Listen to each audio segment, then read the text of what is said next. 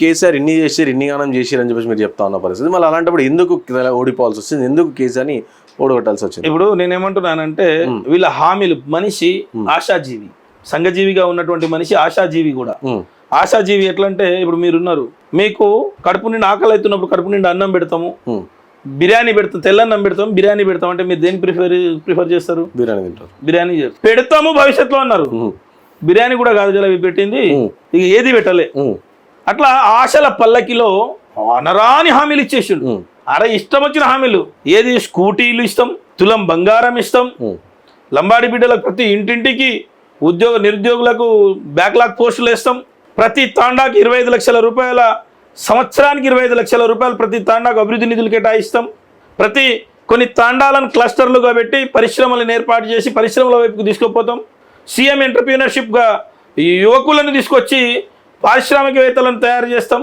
ఈ కొడుకులు ఒక్కటారో నా మాటలు అన్నది ఎందుకు తిట్టాల్సి వస్తుందండి? వీళ్ళకి ఈరోజు మామూలుగా తిట్టుడు కాదు, వీళ్ళకు చెప్పులు చూపిస్తున్నారు. వీళ్ళకి ఈరోజు ఎంత ఘోరంగా చెప్పులు చూపిస్తున్నారు అంటే ఇవన్నీ కూడా చేసే వీలు ఉంటుంది కానీ కంప్లీట్ గా రాష్ట్రాన్ని అప్పుల కుప్పగా వేసిరు. అంటే ఎప్పుడు చూసినా అంటే ఒక్క నిధులు లేవు. మొన్న రీసెంట్ కూడా మాట్లాడుతూ సో ఢిల్లీకి పోయినా సరే డబ్బులు ఇవ్వట్లేని పరిస్థితి, అంతగానో అప్పుల కుప్పగా వేసింది బీఆర్ఎస్ 10 ఏళ్ళ హాయం అని చెప్పేసి చెప్తా ఉన్నారు కదా. అంటే మీ బీఆర్ఎస్ పార్టీ వేసిందంట అప్పులన్నీ కూడా. చేతగాని వాడి పరిపాలన, చేతగాని వాడికి చెప్పే సమాధానం అది. పరిపాలన చేతగాక తెలంగాణ రాష్ట్ర ఆదాయ వనరులను సమకూర్చలేక ఉన్న భూములను లాక్కొని, గతంలో రేవంత్ రెడ్డి గారు ఏమన్నారు?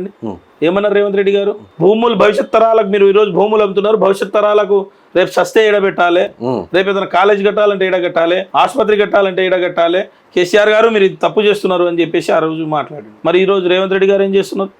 రేవంత్ రెడ్డి గారు ఈరోజు భూములు అమ్మకుండా పాలన చేస్తుండా? ఈరోజు రేవంత్ రెడ్డి గారు భూములు అమ్మకుండా పాలన చేస్తుండా? నిజంగా ఒకవేళ నీ దగ్గర డబ్బులే లేకపోతే మూసీ లక్ష కోట్లు ఎక్కడివి? నీ మనవాడితో ఆడిపించడానికి 100 కోట్ల రూపాయలు మెస్సీతో ఫుట్బాల్ మ్యాచ్ ఎందుకు ఆడిపించినావు? డబ్బులు లేవా? నీ దగ్గర నిజంగానే డబ్బులు లేకపోతే ఈరోజు నీకెందుకు 5-6 ముఖ్యమంత్రి కార్యాలయాలు? ఆ రోజు ముఖ్యమంత్రి కార్యాలయం ముందు ఉన్నటువంటి గేట్లన్నీ బద్దలు కొడుతున్నాం, కంచె మొత్తం బద్దలు కొడుతున్నాం అని చెప్పారు. ఈరోజు ఏం చేసిండు? అదే 70 కోట్ల రూపాయలు పెట్టి ఇంకా పెద్ద కంచె వేసుకుంటున్నాడు. డబ్బులు లేవా? మరి డబ్బులు లేదే వాళ్ళ బామాడికి ఎట్లా దోచి పెడుతున్నాడు? డబ్బులు లేదే ఢిల్లీకి ఎట్లా మూటలు మోస్తున్నారు? డబ్బులు లేకపోతే ఎట్లా మూటలు మోస్తున్నాడు? నేనేమంటున్నా అంటే డబ్బుల ప్రాబ్లం కాదు ఇక్కడ. ప్రజలను మాయ మాటలు చెప్పి అక్కడ మభ్యపెట్టి లేవు అంటే పబ్లిక్ని అలవాటు చేయడం అన్నమాట. పబ్లిక్ని సైకాలజికల్గా అలవాటు చేయడం. డబ్బులు లేవంట, ఏమి ఇస్తలేదు, డబ్బులు లేవంట అంటే జనాలు కూడా ఏమనుకుంటారు? అయ్యో నిజంగా డబ్బులు లేవేమో, ఇస్తలేవు. మరి డబ్బులే లేకపోతే మరి ఇవన్నీ ఎట్లా చేస్తా ఉన్నాడు? డబ్బులే లేకపోతే ప్రతి మంత్రికి హెలికాప్టర్లు ఎందుకు తిరుగుతున్నావు? నీకు ఈడు నుంచి మిడిజిల్ పోవడానికి ఈరోజు మిడిజిలో 20 ఏళ్ల సందర్భంగా కృతజ్ఞత సభ పెట్టిండు. ఈడు నుంచి కరెక్ట్గా కొడితే, కారు కొడితే ఔటర్ రింగ్ రోడ్ ముఖ్యమంత్రి అంటే 40 నిమిషాలు, గంట సేపు. హెలికాప్టర్లు పోవడానికి కూడా గంట సేపే. మరి హెలికాప్టర్ ఖర్చు ఎంత? రోడ్డు మీద పోతే ఖర్చు ఎంత? మరి నీ దుబారా ఖర్చు చేస్తలేవా? ఎందుకు అంటే తెలంగాణ రాష్ట్రంలో డబ్బు కొదవ లేదు, పరిపాలన చేతగాక కొదవ ఉంది, రెవెన్యూ జనరేట్ చేయలేకపోతున్నాడు, భవిష్యత్తు తరాలకు ముందుకు తీసుకోపోతలేరు. మరి ఆనాడు డబ్బులు ఎట్లా వచ్చినాయి? మరి ఈరోజు ఇప్పుడు ఇప్పటికే ఆర్బీఐ ఇచ్చినటువంటి సమాచారం ప్రకారం 4,50,000 కోట్ల రూపాయలు అప్పు చేసిన రేవంత్ రెడ్డి గారు.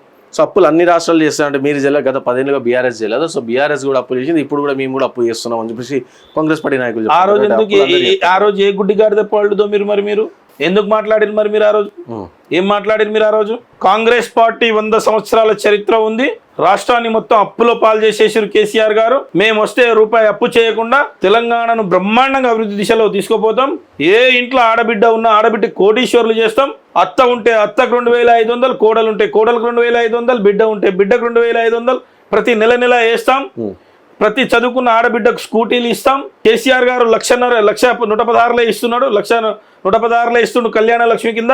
మేము వస్తే 1,116 కాదు 1,50,000తో పాటు 1 తులం బంగారం. ఏం బీకనికి చెప్పారు మీరు? దేని కొరకు చెప్పారు? ఏం అవసరం ఉండే మీకు? అంటే ప్రజలను మాయ చేసిర్రు. ఒక్క హామీ నేనేమంటున్నా, రైతు బంధు, కొండారెడ్డిపల్లి లేకపోతే కొడంగల్. రేవంత్ రెడ్డి గారిది సొంత పుట్టిన ఊరు కొండారెడ్డిపల్లి, ఆయన ప్రాతినిధ్యం వహిస్తుంది కొడంగల్ అయినా పర్వాలేదు, కొండారెడ్డిపల్లి అయినా పర్వాలేదు. ఎక్కడైనా రైతు బంధు, రైతు రుణమాఫీ పూర్తి స్థాయిలో అమలైందా అడుగుదామని మా హరీష్ రావు గారు, మా కేటీఆర్ గారు చెప్పారు. రా అని అన్నారు. ఒకవేళ నువ్వు నిరూపిస్తే మా పదవులకు రాజీనామా చేస్తామని వాళ్ళు చెప్పారు. మరి ఎందుకు రాలేదు? చేతగాని మాటలు కావా? ఉరుకుర్రి. నేను అగో డిసెంబర్ నాడే నేను అధికారంలోకి వస్తున్నా, బ్యాంకులలో పోయి 2 లక్షల రుణాలు తీసుకోండి అని అన్నారు. ఎవరన్నది అది? రేవంత్ రెడ్డి గారే కదా. మరి రుణాలు తీసుకున్న తర్వాత ఏం చేశారు మీరు? అంటే మాయ మాటలు, మోసము, దగ, వీళ్ళందరికీ కూడా ఓట్ల కొరకు తెలంగాణ ప్రజలకు నట్టేట ముంచినటువంటి సర్కారు ఇది. ఇక దీని గురించి చాలా మాట్లాడదాం. ఇంకా చాలా ఉన్నాయి, చాలా విషయాలు. వీరు ఏ రకంగా స్కాములు చేస్తున్నారు, వీళ్ళ మంత్రులు ఏ రకంగా నిజంగా సయోధ్యతోటే ఉన్నారా? ఈరోజు నిన్ననే కొండ సురేఖ గారు ఎందుకు అలిగి రాలేదు?